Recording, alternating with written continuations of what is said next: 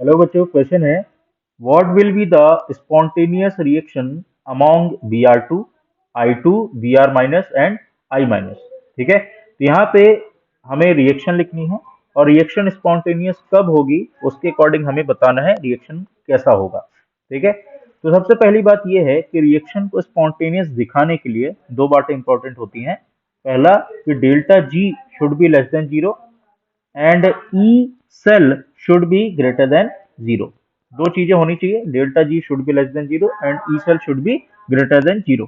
तो अगर हम इसकी रिएक्शन लिखें तो इसकी रिएक्शन कुछ इस तरीके से हो जाएगी। Br2 के रिस्पेक्ट में अगर हम लिखें कि आयोडीन और ब्रोमीन में अगर हम देखें तो इलेक्ट्रोकेमिकल सीरीज में आयोडीन ऊपर होता है, दैट मीन्स उसका ऑक्सीडेशन होना चाहिए, और ब्रोमीन नीचे होता है, दैट मीन्स उसका रिडक्शन होना चाहिए। ठीक है, तो आयोडीन के रिस्पेक्ट में हम ये वाली रिएक्शन लिखेंगे जिसमें उसका ऑक्सीडेशन होगा, या फिर हम बोल सकते हैं कि आयोडीन के लिए यहाँ पे प्रेफरेंस रिएक्शन कौन सी है, आयोडीन से दो इलेक्ट्रॉन जुड़े और ये 2I माइनस बनाए।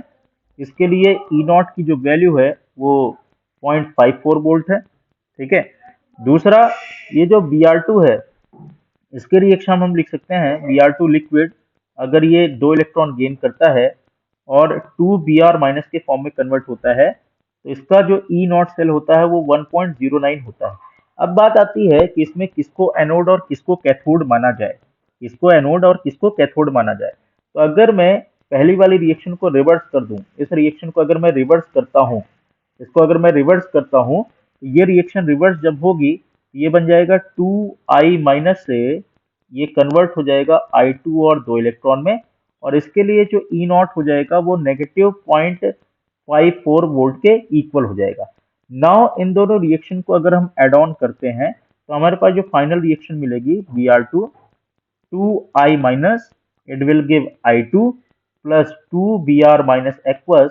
दैट मीन्स कि अगर हम इसके लिए ई नॉट सेल की वैल्यू निकालें तो ई नॉट सेल की वैल्यू ये हो जाएगी E naught of OP plus E naught of RP. That means ये minus of 0.54 plus 1.09 and it will give 0.55 volt. That means कि ई नॉट सेल जो है यहाँ पे वो पॉजिटिव है।